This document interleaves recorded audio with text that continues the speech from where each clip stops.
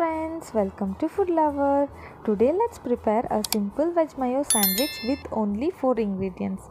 It is so simple which does not even require a pan or heat. In just 15 minutes you can prepare this recipe. So guys, let's prepare this delicious sandwich. For this all you need is just 3 packs of mayo, 2 veg mayo and 1 achari mayo. Finely chopped carrot and cabbage. Now mix both mayo and vegetable in a bowl and keep the mixture aside.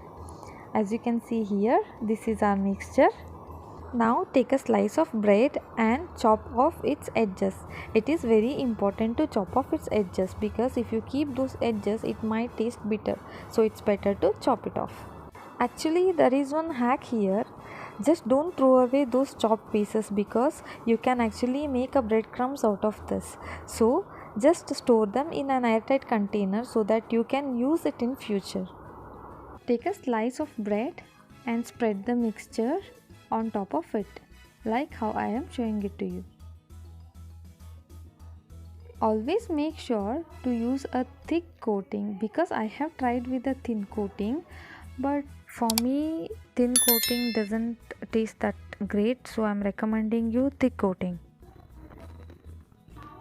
Since mayonnaise is a key ingredient in this recipe, so try to use it in a good quantity so that it will taste better. Now it is very simple.